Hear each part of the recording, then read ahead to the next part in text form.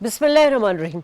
नाज़रीन, हिंदुत्व आइडियोलॉजी के हामी मोदी सरकार की मुस्लिम दुश्मनी रोज़े अव्वल से आया है। और पहले कश्मीर में हमने देखा कि जिस तरह जुल्म व बर्बरियत का सिलसिला जारी रहा, पाकिस्तान के साथ जो शुरू से एक दुश्मनी वाला एलिमेंट शामिल रहा, भारत के अपने अंदर अपने ही मुल्क में जो अक़लियतों के साथ उनका रवां सलूक है, और ख़ास तौर पे मुसलमानों के साथ जिनकी सबसे बड़ी तादाद जो है वो भारत में मौजूद है। और अब तो मुस्लिम दुश्मनी की जो है हद पार हो चुकी है और ख़ित्ते के मुसलमान भी इससे जो है अब महफूज नहीं है। इस वक्त टारगेट किया गया बांग्लादेश को। भारतीय मीडिया का झूठा प्रोपेगेंडा इस हवाले से सामने आया कि बांग्लादेश में मजहबी मुनाफरत फैलाने की साजिश खुलकर सामने आ गई है। हालिया वाक़या हुआ है जहां पर बांग्लादेश में एक मुसलमान को कत्ल किया गया दानिस्ता तौर पर और उसे हिंदू जाहिर किया गया, और इस के पीछे जो मकसद था वो ये था कि ये रंग देके, ये एलिमेंट देके कि वो शख्स हिंदू था जबकि वो मुस्लिम था, मजहबी नफरत का जो है रंग दे दिया गया है। जिससे यकीनन बांग्लादेश के जो मकामी तंजीम है र्यूमर स्कैनर, उन्होंने इस भारत का जो मनफी प्रोपेगेंडा था, जो गोदी मीडिया का एक एजेंडा था, उसको बेनकाब कर दिया है। और जब बात की जाती है कि मोदी सरकार मुस्लिम दुश्मन जो एक साजिश जो है वो क्यों रचाता है, इसकी वजह यह है कि एक पॉलिटिकल माइलेज हमेशा से मोदी सरकार ने अपने इक़्तिदार के लिए हासिल करने की कोशिश की है। दूसरी तरफ अगर मकबूजा कश्मीर के हवाले से देखें तो वहाँ पर जो जुल्म सितम जारी है, 2019 के बाद जो कश्मीर की खुसूसी हैसियत ख़त्म की गई थी, अब एक नई तर्ज पर जो है वो जुल्म किया जा रहा है। और कश्मीर के जो यौम शोदा का मौका था, उस दिन CM को भी कैद कर दिया गया था, वहाँ के वज़ीर आला को। साथ साथ जो कश्मीरियों की तारीख़ी और जो मजहबी शनाख्त वाली जगह थी उनको भी मिटाने की कोशिश की गई, और जो दिन मनाया जाता था यौम शोदा के हवाले से, उसको सरकारी तौर पर जो है ख़त्म करने की कोशिश की गई है। भारत की जो फासिश सोच है और जो मकरू साजिश है वो यकीनन खित्ते के मुसलमानों के लिए नहीं बल्कि दुनिया के मुसलमानों के लिए खतरा बन के सामने आ रही है। इसी पर बात करेंगे। अपने पैनल का तारुफ करा दूं, मेरे साथ मौजूद तजज़ियाकार air vice marshal retired Ejaz Malik साहब, मुझे लाहौर स्टूडियो में ज्वाइन कर चुकी हैं IR एक्सपर्ट हैं डॉक्टर सुंदस मुस्तकीम। आप दोनों मेहमानों को वेलकम करती हूँ। एजाज साहब, हम जब भी बात करते हैं हिंदुत्व आइडियोलॉजी की, मोदी सरकार की, तो RSS हमारे जहन में आता है। नोटिस ये किया गया है कि मोदी ने अपने पूरे दौरे इक़्तिदार में भारत के अपने अंदर और जो हमसाय ममालिक हैं उनको मुख्तलिफ इश्तियाल अंगेज़ी जो एक्टिविटीज़ हैं उनके साथ इंगेज करके रखा है। यानी जो हिंदुत्व एजेंडा था उसको पूरी तरह अमल पैरा किया है मोदी सरकार ने। सर, क्या कहेंगे आप इस पर? जी बिल्कुल, वो असल में ये तो काफ़ी अरसे से ये चीज़ भारत की पॉलिटिक्स में ये परवान चढ़ रही थी, और वो जो भारत का एक चेहरा था, एक सेकुलर भारत और एक बड़ी डेमोक्रेसी, वो आहिस्ता आहिस्ता हम उस जो स्मोक स्क्रीन से हम दूर जो है बाहर निकलते रहे, और फिर दुनिया ने देखा कि वही भारत जो नॉन अलाइन मूवमेंट में था, और वो जो इस रीजन में एक बड़ा जोग्राफियाई या आबादी के एतबार से और एक ज़माने में बूमिंग इकोनॉमी के एतबार से भी वो अपने रीजन में उसके पास पोटेंशियल था कि वो अपने रीजन के ममालिक को अपने साथ लेके एक डिप्लोमेटिक अलायंसेस के जरिए, ट्रेड्स, प्रेफरेंशियल ट्रेड्स एग्रीमेंट के जरिए वो इस पूरे रीजन में एक खुशहाली और जो है तरक्की की जो है राहें जो हैं वो खोली जा सकती थी एज ए बिगर पार्टनर। और उसका बिगर पार्टनर भी भारत होता और बिगेस्ट बेनिफिशियरी भी भारत ही होता, क्योंकि भारत की कैपेसिटी भी थी और भारत की आबादी का साइज इतना बड़ा है, और भारत को सबसे ज्यादा जरूरत है उनके यहाँ गुर्बत और जो दूसरे मसाइल हैं वो कहीं दूसरे मुल्कों के मुकाबले में ज्यादा हैं। लेकिन हुआ उसके बिल्कुल अपोजिट। उन्होंने इवन सार्क का प्लेटफॉर्म एक मुयसर था, उसमें आप देखें वो हमेशा उसको सैबोटेज करते हैं, और उन्होंने रीजन के तमाम छोटे ममालिक को अपनी तफैली रियासतें बनाने की एक जो स्कीम लॉन्च की हुई है। और बांग्लादेश पहले हसीना वाजिद के टाइम में बांग्लादेश उनके साथ रिलेशंस ऐसे थे कि बांग्लादेश जो है उनको एक्सेप्टेबल था। अब जब से वहां पे एक मुस्लिम बांग्लादेश जो है वो उभर के सामने आ रहा है, तो वो ये समझते हैं कि वो मुफ्ती बानी जिसमें रजाकार के तौर पे یہ نریندر مودی خود کہتے ہیں کہ میں نے کام کیا اور مشرقی پاکستان کی علیحدگی میں کام کیا. تو اب وہ بنگلہ دیش جو ہے وہ ان کو اپنا بنگلہ دیش نہیں لگتا، بلکہ اب وہ ان کو دوبارہ سے وہ مشرقی پاکستان کا ہی ایک نیا روپ نظر آنے لگا ہے. تو ایک طرح سے وہ جو اندرا گاندھی نے کہا تھا کہ دو قومی نظریہ بحر بنگال میں جو ہے نا ڈبو دیا گیا، اب وہ دو قومی نظریہ زیادہ ابھر کے سامنے آیا. تو اس لیے کوئی ایسی چیز جس سے مسلمانوں کی شناخت ہوتی ہے وہ انڈیا میں ہو، کشمیر مقبوضہ کشمیر میں ہو یا کہیں اور، وہ بھارت کو قبول نہیں ہے جی. یہ اصل المیہ یہ ہے. ٹھیک ہے ڈاکٹر سندس، انڈین پارلیمنٹ میں 2023 میں غالباً ایک نقشہ دیا گیا اکھنڈ بھارت کے نام سے، جس میں نظر یہ آیا کہ پاکستان، بنگلہ دیش، افغانستان، ایون نیپال، بھوٹان، تبت، تھائی لینڈ تک کو آیا گیا ہے. کیا مقصد ہے اس اکھنڈ بھارت کے پیچھے، اکھنڈ بھارت کے نقشے کے پیچھے کیا مکرو مقصد ہے بھارت کا؟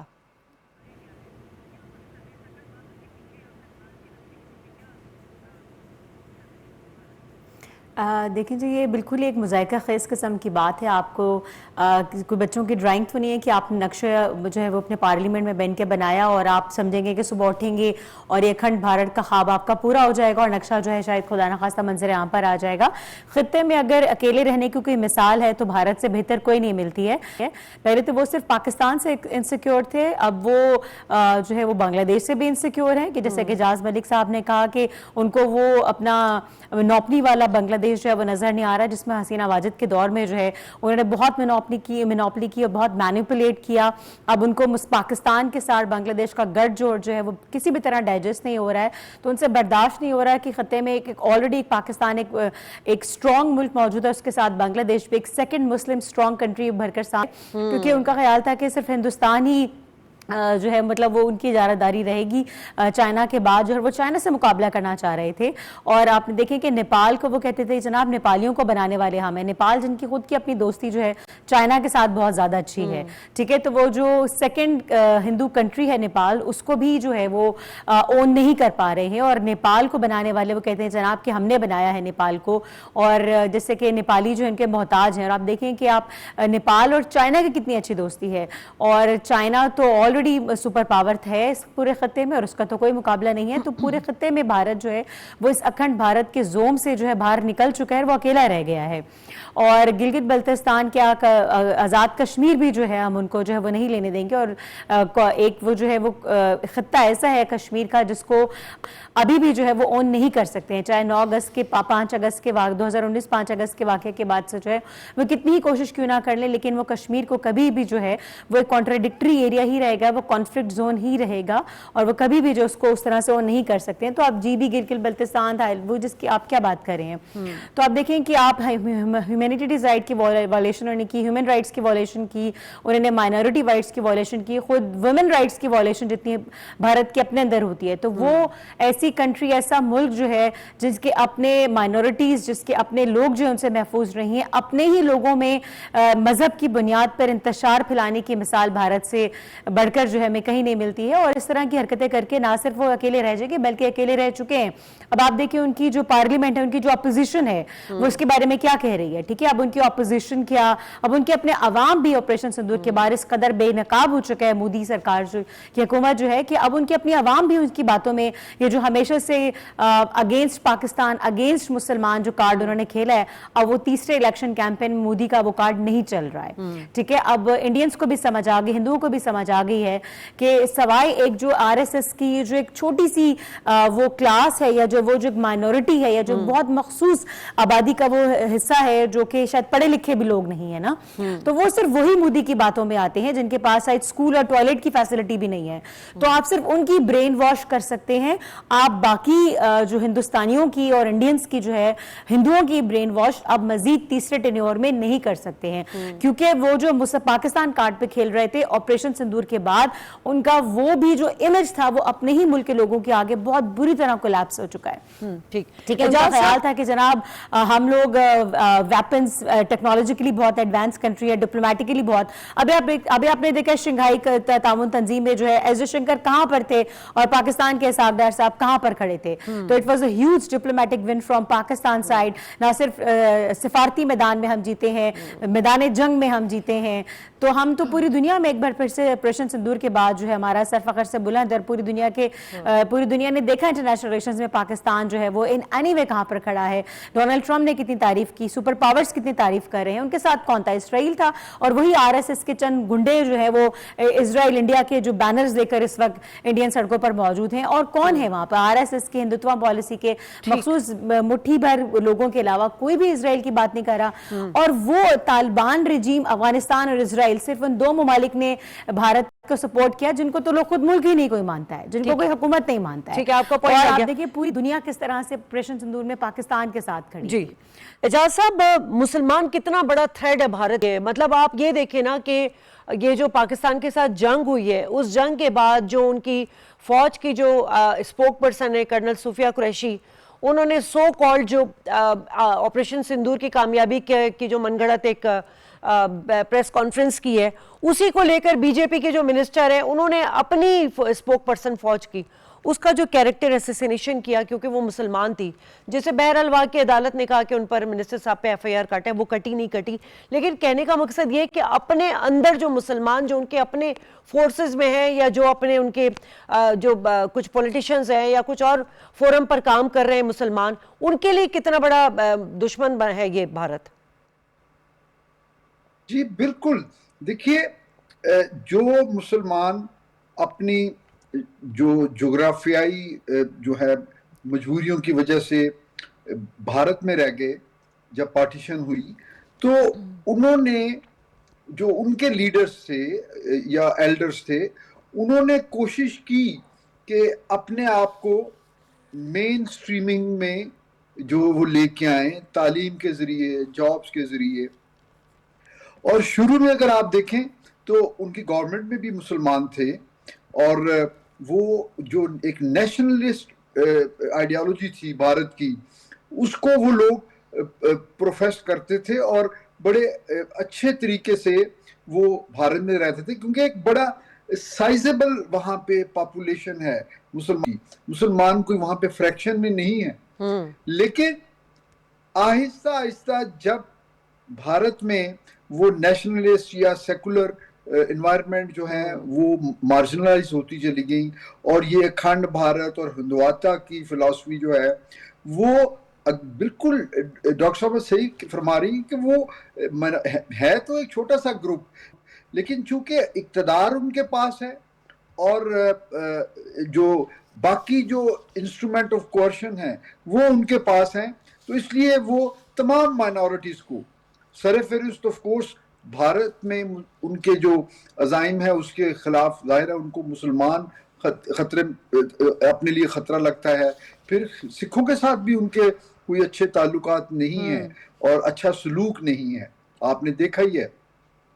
تو یہ جو ہے یہ ساری چیزیں بہرحال میرا خیال ہے کہ یہ ایک شاید ایک قدرت کا اپنا ایک نظام ہوتا ہے, وہ اپنے جو ہے نا انسان یا جو حکومتیں ہوتی ہیں وہ اپنے حساب سے پلاننگ کرتے ہیں, لیکن ساری چیزیں خواہشوں پہ نہیں ہوتی, اس کے لیے آپ کو ایک ایفرٹ کرنی پڑتی ہے.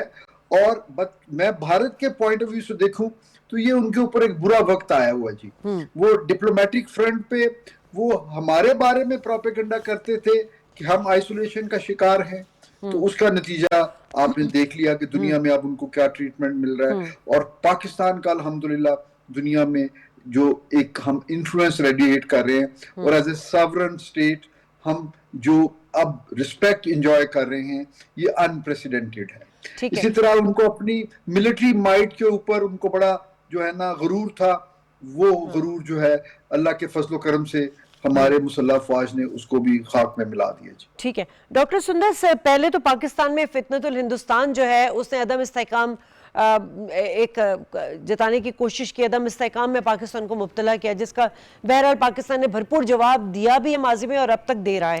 لیکن اب پرامن ملک ہے بنگلہ دیش, وہاں پہ فرقہ وارانہ رنگ دینا, وہاں سے ہمیں جو وہاں کے لوگ ہیں ان کی ریزسٹنس شو ہو رہی ہے, وہ بھارت کے خلاف بڑی نفرت اور حقارت سے دیکھتے ہیں, کیونکہ پہلے جیسے آپ نے بات کی کہ وہ ایک مونوپلی تھی بنگلہ دیش میں حسینہ واجد کے روپ میں, اب وہ چیزیں ختم ہو رہی ہیں اور یقیناً بنگلہ دیش بھی اب بھارت کے لیے جو ہے وہ تھریٹ بن کر کے سامنے آ رہا ہے. مگر سوال یہاں یہ ہے کہ یہ کیا سوچ ہے اس کے پیچھے, مطلب یہ جتنے بھی خطے کے مسلمان ملک ہیں, کیا سب کے لیے بھارت جو ہے وہ ایک خطرناک ملک ثابت ہو رہا ہے؟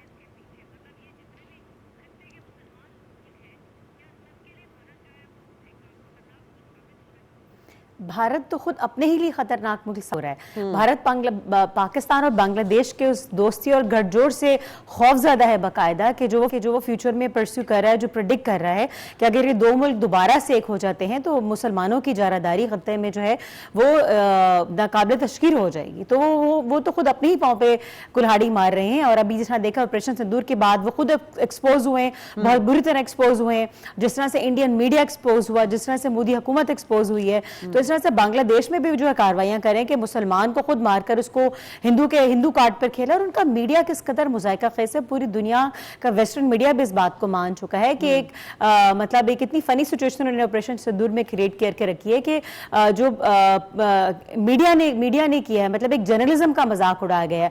اور جرنلزم کی بات آپ کیا کرتے ہیں, آپ انٹرٹینمنٹ انڈسٹری میں دیکھ لیں ہمارے ایکٹر سے وہ کس قدر خوفزدہ ہیں.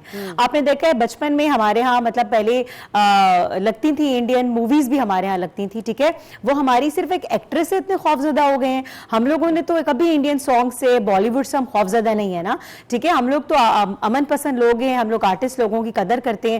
ہم نے تو کبھی کسی بھی ہندوستان کے ایکٹریس سے جو ہے وہ ایسی نفرت نہیں دکھائی ہے کہ وہ ہماری ایک ایکٹریس کو برداشت نہیں کر پا رہے. ایک عورت سے خوفزدہ جو پورا اتنا بڑا ملک ہو جاتا ہے, اب اسے کیا بات کریں گے. ہماری سفارت کاری سے, ہماری ویپن سے, ہماری آرمی سے کیوں خوفزدہ نہ ہو, جبکہ وہ ہماری ایک ایکٹریس سے اتنا خوفزدہ ہو جاتے ہیں. اتنی نفرت جو ایک ہندو لے کر بڑا ہوتا ہے ہندوستان میں, آپ اس نفرت کا مقابلہ جو ہے وہ اتنی پیار محبت سے جس کا ہم نے کرٹیسی کا مظاہرہ کر کے رکھا, آپ نہیں کر سکتے. بہت اچھا ہوا کہ آپریشن سندور کی وجہ سے ہمیں موقع ملا کہ ہم نے ان کو منہ توڑ جواب دیا, ٹھیک ہے, کہ بیکاز ہم نے ان کو ٹیبل ٹاکس کی آفر کی, ہم نے ان کو کمیونیکیشنز کے ذریعے ٹیبل پر لانے کی, نیگوسیشنز کی بات کی, ٹھیک ہے, لیکن انہوں نے ہمیں بتایا کہ بھئی یہ نیگوسیشنز ٹیبل ٹاک بھارت کے لیے نہیں ہے, ٹھیک ہے, وہ وار زون جس طرح میں ہمیشہ کہتی ہوں کہ اسی زبان میں وہ بات ان کو سمجھ آتی تھی, اور ہم نے ان کو میدان جنگ میں ہی ہرایا اور اب ان کو ڈپلومیٹک گراؤنڈ پہ ہرا رہے ہیں. اور ڈپلومیٹکلی جتنی بھارت کی پاکستان اس وقت کمر توڑ رہا ہے اس کی مثال نہیں ملتی ہے. تو آپریشن سندور کی وجہ سے ہمیں, میں تو کہتی ہوں 1947 کے بعد سے جو 2025 میں جو پاکستان جیتا ہے, تو یہ سفارت کاری کے میدان پر جتنی بڑی جیت ہے کہ فوراً ہمارے چیف مارشل جو ہیں وہ امریکہ گئے, اور اس کے بعد اب پاکستان اور بنگلہ دیش کا گٹھ جوڑ, چائنا اور پاکستان کی فرینڈشپ سے, تو وہ ویسے ہی بہت حیران کن ہمیشہ سے پریشان تھے کہ پاکستان کیسے کر لیتا ہے کہ وہ امریکہ کے ساتھ بھی دوست تعلقات بہتر طریقے سے استوار رکھ لیتا ہے اور بھارت کے ساتھ بھی استوار رکھ لیتا ہے. تو یونائٹڈ اسٹیٹس نے ان کو خود موقع دیا تھا, لیکن انہوں نے وہاں پر ٹارگٹ کلنگ کر کے وہ ایک اور اپنے پاؤں پہ کلہاڑی مار لی تھی. امریکہ چاہ رہا تھا کہ پاکستان کے ساتھ اور چائنا کے اگینسٹ بھارت کو تیار کرے, لیکن انہوں نے پاکستان میں ٹارگٹ کلنگ کی, پھر کینیڈا میں ٹارگٹ کلنگ کی, اور پھر نیو یارک میں جو ٹارگٹ کلنگ پلان کی, اس کے بعد سے انہوں نے امریکہ کو بھی خود سے دور کر دیا. اور جب آپ نے ہماری جو ایئر فورس نے جو کر دکھایا ماشاءاللہ کہ جس طرح 30-31 ممالک کی ایئر فورس جو ہیں وہ سر بہتر جانتے ہیں کہ پاکستان کے ساتھ ٹریننگ لینا چاہ رہی ہیں, ٹھیک ہے, تو پاکستان کے ساتھ ابھی ساؤتھ افریقہ نے ریکویسٹ کی ہے, تو بہت سارے ممالک پاکستان ایئر فورس سے ریکویسٹ کریں کہ ہمیں ٹرین کریں. تو بھارت کے منہ پر تو گاہے بگاہے ایک کے بعد ایک, میں کہتی ہوں کہ پاکستان ڈپلومیٹک گراؤنڈ پر ایس جے شنکر کی کہاں گئی وہ سفارتکاری, کہاں گئی ان کی ڈپلومیسی.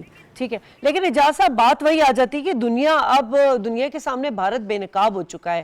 کشمیر کے حوالے سے بہت آواز اٹھائی ہے, مسلسل پاکستان نے اب بھی اٹھا رہا ہے, لیکن ہمیں اس طرح سے یونائٹڈ نیشن میں اس طرح سے انفورسمنٹ نظر نہیں آ رہی جو وہاں کی قرارداد موجود ہے.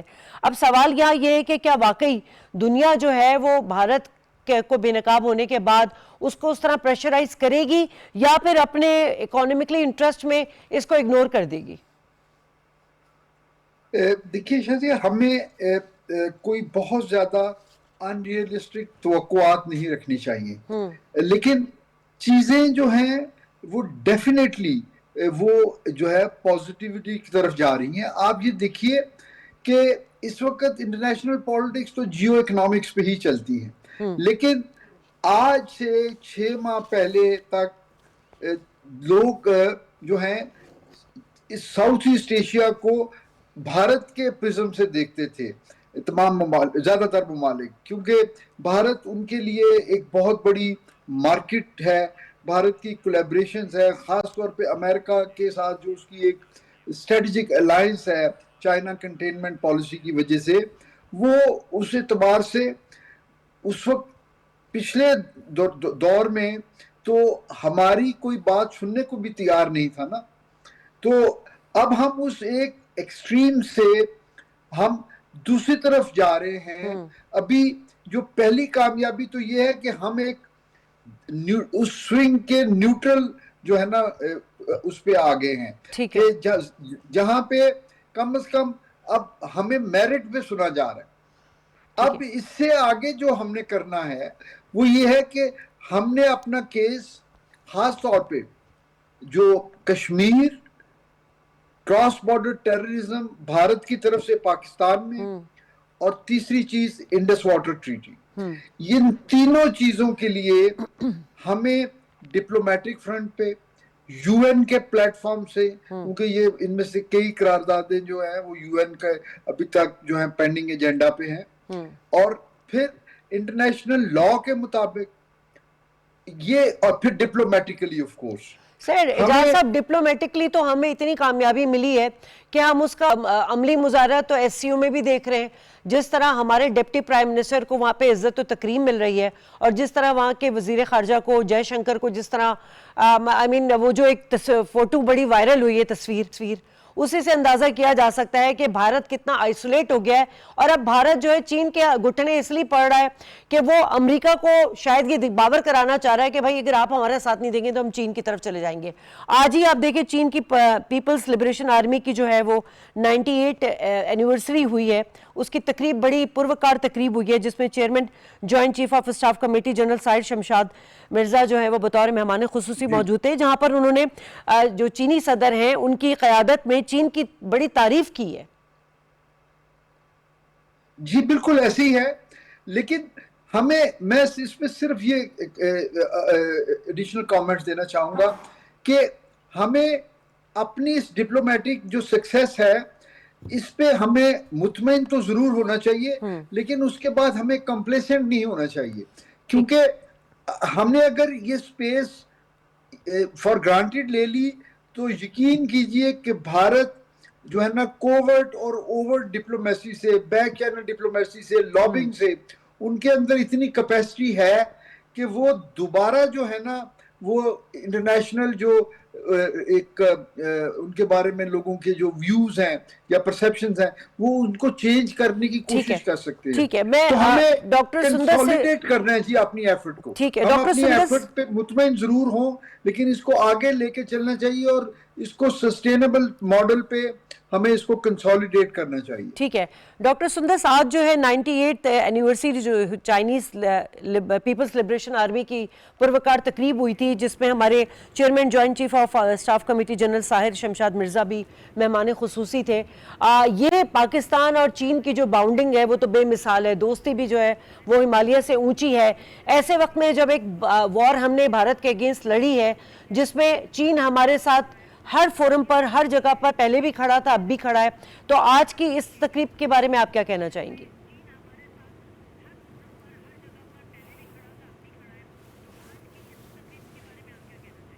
سر یہ تو آپریشن سندور کے بعد سے پوری دنیا نے دیکھا ہے کہ ایک تقریب کیا کہ آپریشن سندور اس سے بڑا واقعہ تھا کہ انہوں نے کہا جناب ہم جو لڑ رہے ہیں وہ ٹیکنالوجی ہے اور مین پاور پاکستانی ہے, اور اس میں بھی بہت زیادہ صداقت نہیں تھی کیونکہ 90% ہمارے اپنے ویپنز تھے, ہماری اپنی ماشاءاللہ ہر چیز ہماری اپنی تھی. ٹھیک ہے, مین پاور کا تو خیر پاکستان میں کوئی مقابلہ نہیں ہے, تو وہ اس بات سے ڈر گئے تھے کہ مین پاور پاکستانی ہو, ٹیکنالوجی چائنا کی ہو, تو ہم بیسیکلی خالی صرف پاکستان سے نہیں لڑے, ہم پاکستان اور چائنا سے لڑ رہے ہیں. تو جب بھی اب दोबारा जुर्रत करेगा या सोचेगा भी भारत पाकिस्तान की तरफ मैली आंख से देखेगा तो उसको पता चलेगा, उसको मालूम हो गया है ऑपरेशन सिंदूर के तवस्सुत से कि वो सिर्फ पाकिस्तान उसके मुकाबले नहीं खड़ा, चाइना और पाकिस्तान इकट्ठा होकर उसके मुकाबले खड़े हैं। तो अगर वो पाकिस्तान से लड़ेगा तो चाइना से भी बराबर लड़ा होगा, और चाइना से लड़ने की तो चाइना के बारे में बात करने की भारत के भी पसली नहीं है कि वो चाइना के बारे में ये कह सके जनाब कि वो चाइना से लड़ने का मुकाबला है। आपने देखे लद्दाख में जब उनकी कोई भी कहीं भी उनके देखें कितना उनके कॉन्फ्लिक्ट एरिया, वो सिर्फ पाकिस्तान से उनके बॉर्डर इश्यूज नहीं है, उनके उससे ज्यादा बॉर्डर इश्यूज जो हैं वो चाइना के साथ है, डंडों से उन्होंने लड़ा था, ठीक है। वो तो उनसे डरते हैं और उनको जो बड़ा जोम है बहुत बड़े भारत पे होने का, तो उनको मालूम है कि चाइना भी उनसे कितना बड़ा है ना। तो वो पाकिस्तान के बारे में कह सकते हैं कि छोटा मुल्क है रकबे के लिहाज से, वो नेपाल के बारे में कह सकते हैं, बांग्लादेश के बारे में कह सकते हैं, मगर वो चाइना के बारे में ये नहीं कह सकते हैं। तो उनको मालूम है कि वो कि जब अगर पाकिस्तान से लड़ेंगे तो उसके साथ ईरान है जो पाकिस्तान के साथ रहे, और पाकिस्तान ईरान, अभी देखें कि ईरानी सफीर से जो पाकिस्तान मिला, इंडोनेशिया के डेलीगेशन से पाकिस्तान में जो मुलाकात हुई है, तो क्या तमाम इस्लामी ममालिक भी पाकिस्तान के साथ थे और है। और चाइना बिलखुसूस, जब आप किसी भी पाकिस्तानी बच्चे से पूछें कि पाकिस्तान का सबसे अच्छा दोस्त कौन है, तो वो किसी मुस्लिम कंट्री की बात नहीं करेंगे, वो पाक चाइना दोस्ती की बात करते हैं, जो कि भारत को बखूबी मालूम है। बिल्कुल ऐसा ही है। और आज जो ये तकरीब हुई है चाइनीज पीपल्स लिबरेशन आर्मी की 98th एनिवर्सरी, उसमें जो दोनों ममालिक की फौज के जो आला क़यादत थी वहाँ पर मौजूद, और उनकी जो बॉडी लैंग्वेज थी और एक दूसरे के लिए जो कलमात थे, उसकी मैं खुद वहाँ पे गवाह वहाँ पे मौजूद थी। और पाक चीन जो पायदार इनका जो एक दोस्ताना और आनी भाईचारा है, उसको देख के भारत डर चुका है, और दिफाई तौर पे तो भारत को हो चुकी है शिकस्त, लेकिन अब मजहबी मुनाफरत को वो सियासी हथियार के तौर पे इस्तेमाल कर रहा है, जो कि मैंने पहले भी कहा कि खित्ते के मुसलमान नहीं बल्कि दुनिया के मुसलमानों के लिए जो वो खतरनाक साबित होगा। ब्रेक लेंगे नाज़रीन, ब्रेक के बाद वापस आएंगे तो दूसरे सेगमेंट पर बात होगी क्लाइमेट चेंज के हवाले से, जो ग्लोबल वार्मिंग के बाद अब ग्लोबल बॉयलिंग की तरफ कन्वर्ट हो रहा है। After this break.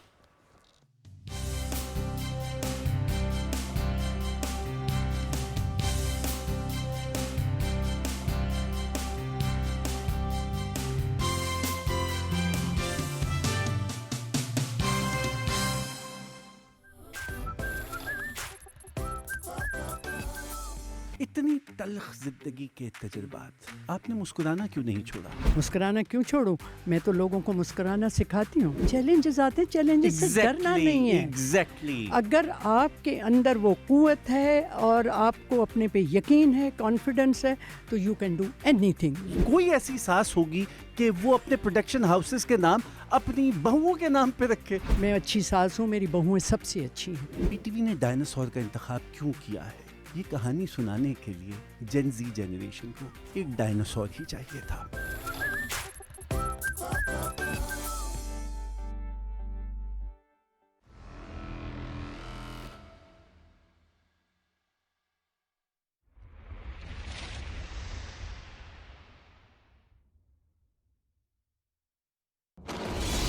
मेरे शिकंजे में ऐसे फंसे होगे, या तो उरुच आगा की जान बचाओगे तुम, या अपनी जिंदगी महफूज करोगे। उरुच को तकलीफ देने की इसको सजा दूंगी मैं। तो तुमने दिया था उरुच को वो सफेद रुमाल, इसका सर कलम करना चाहता हूँ। जल्द ही तुम्हारी कैद से आजाद हो जाऊंगा मैं। वो मसीह पाशा सल्तनत उस्मानिया में फकत एक गीदड़ है। उरुच आगा और अंतुआन को मेरे हवाले करोगे तुम, और मैं भी गैब्रियल को आजाद कर दूंगा। मसीह पाशा ने तुम्हारी डोर अपने हाथों में ली हुई है इलियास। बात सुनो मेरी इज्जत।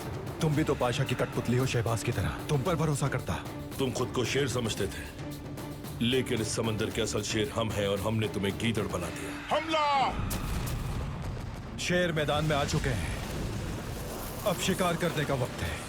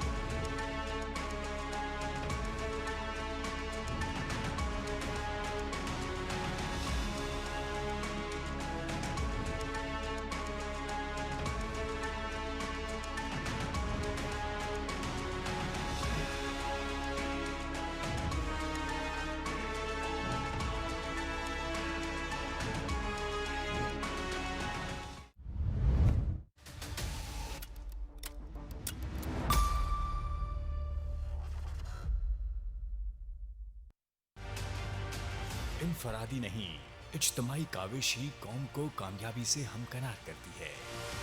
इससे पहले कि पोलियो हमारे बच्चों को उम्र भर के लिए माजूर बना दे, इन्हें पोलियो के कतरे जरूर पिलवाएं। महकमा सेहत की टीमों से ताउन करते हुए जिम्मेदार शहरी होने का सबूत दें, क्योंकि सेहतमंद बच्चे ही कल के रोशन मुस्तकबिल की जमानत हैं।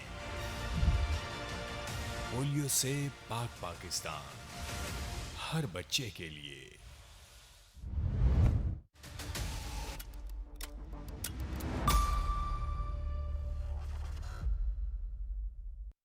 अपने आप को धोखाधड़ी से बचाएं। किसी भी ऐसी नामालूम कॉल, मैसेज या ईमेल का जवाब ना दें जो आपसे रकम का मुतालबा करे, किसी कोड की मालूमात मांगे या किसी लिंक पर क्लिक करने की सूरत में इनाम का लालच दे। ये एक धोखा है। फौरन अपने सर्विस फ्राहम कुनंदा की हेल्पलाइन पर इस मुश्तबा नंबर की रिपोर्ट करें या पीटीए की हेल्पलाइन 080055 पर कॉल करें। धोखाधड़ी का शिकार होने की सूरत में national centre for cyber crime FIA की हेल्पलाइन 051-910-6384 पर शिकायत दर्ज करवाएं। मोहतात रहें, महफूज रहें।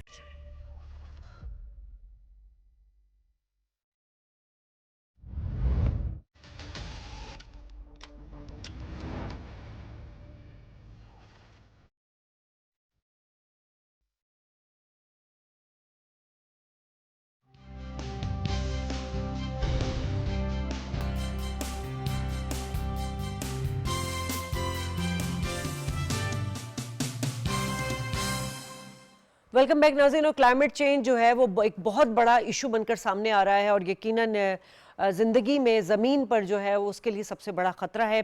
ग्लोबल टेम्परेचर इंक्रीज़ हो रहा है जिससे ग्लेशियर पिघल रहे हैं और एक्सट्रीम वेदर नज़र आ रहा है। बारिशों में शिद्दत आ रही है, गर्मी में बहुत ज़्यादा बेतहाशा शिद्दत है, ड्राउट बढ़ रही है और जो सी लेवल है वो भी ऊपर जा रहा है। तो यकीनन इससे बहुत सारे मसाइल जो हैं वो जन्म ले रहे हैं और ये अब एक आलमी मसला तो बन चुका है, लेकिन सिर्फ ये तरक्की पजीर मुल्क के लिए नहीं बल्कि तरक्की याफ्ता ममालिक में भी हम देख रहे हैं कि क्लाइमेट चेंज के जो असरात हैं नुमाया तौर पर नज़र आ रहे हैं। और कहा यह जा रहा है कि दुनिया जो है वो ग्लोबल वार्मिंग से अब ग्लोबल बॉयलिंग की तरफ जो है वो कन्वर्ट हो चुकी है। इसी पर बात करेंगे। मेरे साथ मौजूद है इरफान तारिक साहब, DG मौसमियात, जबकि माहिर है हमारे साथ आबी उमूर है इंजीनियर ज़फ़र इकबाल भट्टू साहब। आप दोनों मेहमानों को खुश आमदीद कहूँगी। इरफान तारिक साहब, ये जो हम बात करते हैं कि जी ग्लोबल वार्मिंग, ये कई डेकेड से हम सुनते हुए आ रहे हैं, इसकी संगीनी का इदराक दुनिया को नहीं हो सका जल्द ही, लेकिन इस वक्त आप क्या समझ रहे हैं कि क्या दुनिया ग्लोबल वार्मिंग से ग्लोबल बॉयलिंग की तरफ कन्वर्ट हो चुकी है और इसकी शुरुआत हो चुकी है? जी बहुत शुक्रिया। मेरा ख्याल है कि आपने ये जो टर्म ग्लोबल बॉयलिंग की इस्तेमाल की, ये इस वक्त एक जिसको कहते हैं एक स्टार्क वार्निंग है पूरी दुनिया के लिए। इसमें अब कोई डिवीजन उस तरह से नहीं रही तरक्की पजीर या तरक्की याफ्ता ममालिक की। आपके सामने है पिछले हफ्ते 10 दिन में जो कुछ अमेरिका में सैलाब और तूफान आए और जो कुछ पूरी दुनिया में हुआ। अब ये एक ऐसी चीज है जिसको कि कोई भी डिनाई नहीं कर सकता, उससे नजर नहीं चुरा सकता। पिछले कुछ आपने सही कहा, हम बहुत अरसे से इसको सुनते आ रहे थे, पर ये नेचर हमें वार्निंग्स दे रहा था। जो क्लाइमेट साइंस है वो हमें ये बता रही थी कि इस किस्म के natural disasters, climate induced disasters आएंगे और बहुत ज्यादा आएंगे, बहुत तवातुर से आएंगे। मेरा ख्याल है कि अब तो एक आम आदमी, और पाकिस्तान में जितनी रियलाइजेशन है, एक आम आदमी भी ये समझ रहा है कि एक हीट वेव चल रही है, उसके साथ ही ये बारिशें शुरू हुई और तूफान फ्लड्स आने शुरू हो गए। उसके साथ ही जो दरिया हैं वो बहने शुरू हो गए तेज रफ्तारी से और ये फ्लडिंग शुरू हो गई। तो ये पाकिस्तान के लिए तो खास तौर, पूरी दुनिया के लिए और पाकिस्तान के लिए खास तौर पे, जहां पे के one after the other disasters, बल्कि साइमल्टेनियसली अगर मैं कहूं कि कई डिजास्टर्स साथ हो रहे हैं। ड्राउट भी हो रहा है और फ्लड भी आ रहा है, ग्लॉफ भी हो रहा है और तूफान भी आ रहे हैं। तो ये पूरी दुनिया के लिए भी वार्निंग है اور جس طرح کلائمیٹ سائنس کہہ رہی ہے دس از دی ڈیکیڈ آف ایکشن، یہ دہائی ایکشن لینے کے لیے ہے. اگر ہم نے نہ لیا تو جو کلاک ہے، جو گھڑی ہے، وہ ہمیں بتا رہی ہے کہ یہ ٹائم اب بہت کم رہ گیا ہے جس میں ایسی چینجز آ سکتی ہیں جو irreversible ہوں گی. تو یہ اس کے لیے میرا خیال ہے کہ نہ صرف ترقی یافتہ ممالک جن کو کیا بہت صحیح طریقے سے ادراک ہو جانا چاہیے کہ یہ ایک ڈیزاسٹر ہے جو صرف ترقی پذیر ممالک پہ نہیں آ رہا، ان پہ بھی آ رہا ہے. آپ دیکھیے اسپین میں جو سیلاب آئے، جو امریکہ میں ابھی سیلاب آئے، اور جو فارسٹ فائرز پچھلے ان میں لگیں، یہ اب کلائمیٹ ڈیزاسٹرز کسی باؤنڈری کو نہیں دیکھ رہے، کسی ملک کو نہیں دیکھ رہے کہ وہ ترقی یافتہ ہے یا ترقی پذیر ہے.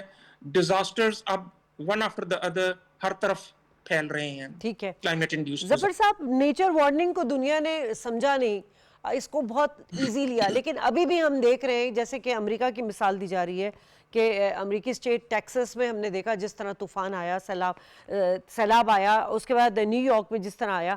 ابھی بھی جو ڈیولپ کنٹریز ہیں وہ اس طرح کوآپریشن کرتی ہوئی نظر نہیں آ رہی ہیں. جی دیکھیں، یہ جو فینومیناز ہوتے ہیں، جو موسمیاتی تبدیلیاں ہیں یا کلائمیٹ چینج جنہیں ہم کہیں، یہ کوئی لوکلائز فینومینا نہیں ہوتے، یہ گلوبل فینومینا ہوتے ہیں. اسی لیے ٹرم بھی گلوبل وارمنگ کی ہی یوز کی جاتی ہے.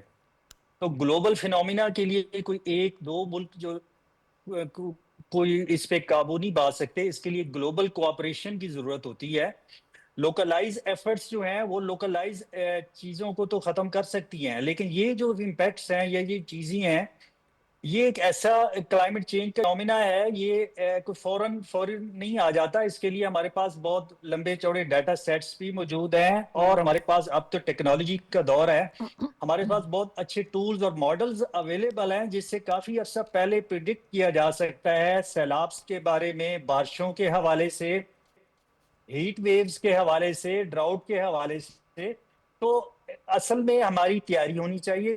سب سے پہلے تو یہ ہے کہ ان ملکوں کو آپس میں اتنا کوآرڈینیشن بڑھانا چاہیے، تعاون بڑھانا چاہیے، ڈیٹا کا ایک دوسرے کے ساتھ تبادلہ کرنا چاہیے. اور لیکن ظفر صاحب، یہ جو ہر سال کلائمیٹ کانفرنسز ہوتی ہیں، دنیا سر جوڑ کے بیٹھ جاتی ہے، وعدے بھی کیے جاتے ہیں اور کلائمیٹ فائنینسنگ کی باتیں بھی کی جاتی ہیں، مگر اس طرح سے پیسے ملتے بھی نہیں ہیں. اس کا مطلب تو یہی نظر آ رہا ہے نا کہ ابھی تک دنیا اس کو سنجیدگی سے نہیں لے رہی ہے. اس کو آپ خود غرضی کہہ سکتے ہیں، کیونکہ مختلف ممالک کے اپنے اپنے مفادات ہوتے ہیں، جو کہ ضروری نہیں ہے کہ انٹرنیشنلی ان کے مفادات کہیں پہ کونسائڈ کر جاتی ہیں اور کہیں پہ اس کا آپس میں مقابلہ ہوتا ہے. جیسے اب امریکہ جو ہے وہ سب سے بڑا جو کلائمیٹ چینج کے حوالے سے، گرین ہاؤس گیسز کے حوالے سے کلپرٹ سمجھا جاتا ہے. اب وہ لوگ اس معاہدے سے ہی آؤٹ ہو گئے ہیں. تو بیسیکلی یہ ہر ملک کے اپنے اپنے مفادات ہوتے ہیں جو کہ ان چیزوں کو عالمی سطح پہ آگے نہیں بڑھنے دیتے. لیکن یہ گلوبل فینومینا ہے اور اس کا جو حل ہے وہ انسانوں نے مل جل کے ہی نکالنا ہے. ٹھیک ہے عرفان صاحب، 2015 میں پیرس معاہدہ جو ہوا تھا اس میں کہا گیا تھا کہ 1.5 سے 2 پوائنٹ تک کچھ جو آپ کا سینٹی گریڈ ہے اس کاربن ڈائی آکسائڈ کا، اس کو کم کریں گے. تو سر کیا کاربن ڈائی آکسائڈ ہی ایک بڑی جو انوائرمنٹل کرائسس ہے اس کی وجہ ہے؟ دیکھیے، یہ پیرس ایگریمنٹ میں یہ کہا گیا تھا کہ اس صدی کے آخر تک، یعنی 2100 کے سال تک پہنچنے تک، ہمیں اس ٹیمپریچر کو 2 ڈگری سیلسیس سے بڑھنے تک روکنا چاہیے، اور پریفریبلی 1.5 پہ اس کو روکنا چاہیے. اب اس ٹیمپریچر کو بڑھانے میں کاربن ڈائی آکسائڈ کا بھی ہاتھ ہے، پر یہ تمام گرین ہاؤس گیسز مختلف اقسام ہیں ان کی، nitrous oxide, chloro fluoro carbon, مختلف گرین ہاؤس گیسز ہیں جو یہ ٹیمپریچر بڑھنے میں مددگار ثابت ہوتی ہیں. جو اصل پوائنٹ آف کنسرن ہے وہ یہ ہے کہ آج ہم 2025 میں ہیں، اور جو ٹیمپریچر 2 ڈگری پہ ہم نے روکنا تھا، پریفریبلی 1.5 ڈگری پہ، آج ہمیں سائنس کہہ رہی ہے کہ 2025 میں 1.1 ٹیمپریچر ہو گیا ہے.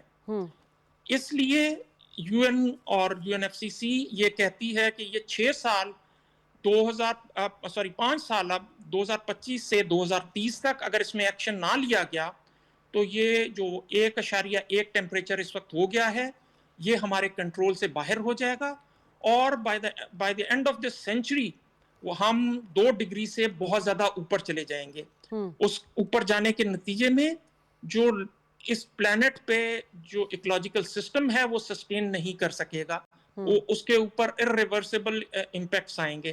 تو یہ اب جس طرح آپ نے پہلے سوال کیا، ترقی یافتہ ممالک اس کو سیریس نہیں لے رہے تھے، پر کیونکہ اب ترقی یافتہ ممالک میں بھی یہ ہیٹ ویوز آ رہی ہیں، سیلاب آ رہے ہیں، تباہیاں ہو رہی ہیں، اب بھی اگر انہوں نے آنکھ نہ کھولی اور جس طرح بھی آپ ڈسکس کر رہے تھے کہ ایک دوسرے کا ہاتھ پکڑ کے مدد نہ کی ایک دوسرے کی، تو اس کشتی میں سوار تمام لوگوں کے لیے سر تباہی کوئی بھی ہوگی. ملک جو ہے وہ اکیلے ان چیلنجز سے نہیں نمٹ سکتا عرفان صاحب. جی بالکل، اسی لیے یو این ایف سی سی نے اس کے لیے ایک معاہدہ کیا جس کو United nation frame work convention on climate change کہتے ہیں، اور اس میں 196-98 ملک دنیا کے انہوں نے سائن کیا ہوا ہے، اور اسی طرح سے پیرس ایگریمنٹ پہ بھی. تو یہ اور اس میں ہم سب نے یہ فیصلہ کیا کہ ہم اکٹھے مل کے اس کو ٹیکل کریں گے. ٹھیک ہے. ظفر صاحب، مختلف ملکوں نے ملٹی رسک اور جو ارلی وارننگ سسٹم ہے اس کو بھی لگا رہے ہیں، تو کیا یہ سسٹم جو ہے کلائمیٹ چینج سے نمٹنے کے لیے مؤثر ثابت ہوگا؟ جی، کلائمیٹ چینج کے ایفیکٹس کیا ہیں اگر ہم دیکھیں تو پاکستان کے حوالے سے تو فلڈنگ سب سے بڑا ہے، رین فال اور ایکسٹینسو رین فال ہے یا ڈراؤٹ ہے. تو یہ سارے ایسے فینومینا ہیں جو جیسے زلزلہ ہے، اب اس کو پریڈکٹ کرنا بہت مشکل ہے، یا کووڈ ہے مشکل ہے، لیکن یہ ایسا ڈیزاسٹر ہے جس کو پریڈکٹ کرنا کوئی اتنا مشکل کام نہیں ہے. آپ کافی عرصہ پہلے پریڈکٹ کر سکتے ہیں، بارشوں کو بھی، حد سے زیادہ بارشوں کو بھی، ٹیمپریچرز کو بھی، ڈراؤٹ کو بھی، اور اس کے لیے پریپریشن کر سکتے ہیں. ٹیکنالوجی نے اب یہ کام اور زیادہ آسان کر دیا ہے. تو اسی لیے بجائے اس کے کہ ہم ڈیزاسٹر کا ویٹ کریں اور ایک ڈیزاسٹر آئے اور پھر ہم اس کے اوپر ریئیکشنری رسپانس دیں، ہمیں پرو ایکٹیو طریقے سے ایسے سسٹمز انسٹال کر کے الیکٹرانکس ڈیٹا بیس سسٹم جو کہ ریئل ٹائم ڈیٹا لے رہے ہیں اور اس کے اوپر کمپیوٹر ماڈل چلا کے فیوچر کی پریڈکشن اور اس کے اوپر پھر ہماری تیاری ہو، تاکہ ہم ڈیزاسٹر کے آنے سے پہلے جب ویل پریپیئرڈ ہوں گے تو ہم اپنے لاس کو کم کر سکتے ہیں، کیونکہ یہ ایک نیچرل فینومینا ہے، اس کو آپ آنے سے نہیں روک سکتے. لیکن اگر آپ زیادہ اچھے طریقے سے تیار ہوں گے تو آپ اپنا نقصان کم سے کم کر سکتے ہیں، اور بعض صورتوں میں آپ ان سے فائدہ بھی اٹھا سکتے ہیں. جیسے پانی ہے اس کو سٹور کر سکتے ہیں، ریچارج کر سکتے ہیں، ریسائیکل کر سکتے ہیں، اس طرح اور بہت سارے سے ہم اس کو جسے کہتے ہیں اڈاپٹیشن. اب ہمیں ان قسم کی چیزوں کے ساتھ ان کو تسلیم کر کے مان کے کہ یہ فینومینا ہے، یہ ہوگا، یہ آئے گا، ہم نے اس کے لیے کیا تیاری کرنی ہے، ہم نے کیا رسپانس دینا ہے، کتنا کوئک رسپانس دینا ہے، رسپانس ٹائم کتنا کم کرنا ہے. تو یہ ساری چیزیں بتائیں گی کہ ہم ظفر صاحب، یہ جو بارشوں کا پانی ہے اس کو اسٹور کر کے جو واٹر کرائسس آئے گا اس کو بھی ہم استعمال کر سکتے ہیں. جی بالکل، سٹور کر سکتے ہیں، ریچارج کر سکتے ہیں، انڈر گراؤنڈ بیچ سکتے ہیں، اور کئی طریقے ہیں جو برانی زمینیں ہیں، ڈیزرٹس ہیں، ان میں پھیلا سکتے ہیں. ٹھیک ہے. عرفان صاحب، اب پاکستان جو ہے یقیناً ہم ہمیشہ سے بات کہ جی کاربن ڈائی آکسائڈ 1% سے بھی کم ہے، اس کے باوجود جو ہے وہ سب سے زیادہ جو سفر کرنے والا ملک ہے کلائمیٹ چینج میں، اس میں شامل ہوتا ہے. یہ پاکستان کلائمیٹ چینج کے اثرات سے نمٹنے کے لیے اپنے طور پہ کیا اقدامات کر رہا ہے، اور جو پلیجز جو $100 ملین کی جو بات کی گئی تھی، ملنے کا وعدہ تھا کہ جی کلائمیٹ فائننس کے اس مد میں ہمیں ملیں گے، وہ پلیجز بھی باقی ہیں ابھی. تو سر پاکستان کو کیا حکمت عملی اپنانی چاہیے؟ یہ دیکھیے آپ کے سوال کے 2 حصے ہیں. $100 ملین جو پلیج کیا تھا ڈیولپڈ کنٹریز نے، جو انہوں نے گرین کلائمیٹ فنڈ کے ذریعے ڈیولپنگ کنٹریز کو دینا تھا، اس کے اوپر تو ہمیں بہت زیادہ انسسٹ کرنا چاہیے. ہم ہمیشہ سے پاکستان اس میں بڑا لیڈنگ رول میں رہا ہے اس کو حاصل کرنے کے لیے. یہ $100 ملین تمام 130-35 ڈیولپنگ کنٹریز کے لیے ہیں. اس کے لیے ہمیں بہت اچھی پریپریشن کرنی چاہیے. ایک تو جن کاپس کا آپ نے ذکر کیا، وہاں پر ہمیں اس سٹانس کو بہت فورسفلی آگے لے کے چلنا چاہیے. دوسرا ہمیں یہاں پہ ایسے پروجیکٹس اور ایسے ادارے بنانے چاہیے جو وہ فنڈز حاصل کر سکیں. یہ صرف آپ دیکھیں کہ کلائمیٹ فائننس کی بات آج کل بہت زیادہ ہوتی ہے, یہ جس کو کہتے ہیں ٹاک آف دا ٹاؤن ہے پاکستان میں, بٹ اس کے لیے آپ کو you need to make some preparations. آپ کے پروجیکٹس اس لیول کے جو دنیا میں کمپٹیشن میں جا کر وہ پیسے حاصل کر سکیں, وہ امداد حاصل کر سکیں. ہم صرف باتوں سے ہمیں کوئی اس میں نہیں ہماری طرف انویسٹمنٹ نہیں کرے گا. ہمیں اپنا رویہ تھوڑا سا چینج کرنا چاہیے اور اس کو پریکٹیکل کرنا چاہیے. ہمارے پاس ایک پورٹ فولیو ایسے پروجیکٹس کا ہونا چاہیے جو ہم وہاں پر کر سکیں. دوسرا سوال کا جو آپ کا حصہ ہے کہ پاکستان کی اسٹریٹجی ہم موسٹ امپیکٹڈ کنٹریز میں کی لسٹ میں بہت عرصے سے آ رہے ہیں. میرا خیال ہے کہ پاکستان نے کافی حد تک چیزیں, اگر میں اس کو یہ اس طرح سے کہوں کہ glass is half full, Pakistan نے کافی ساری چیزیں کی ہیں اور کافی ساری چیزیں کرنے کی ضرورت ہے.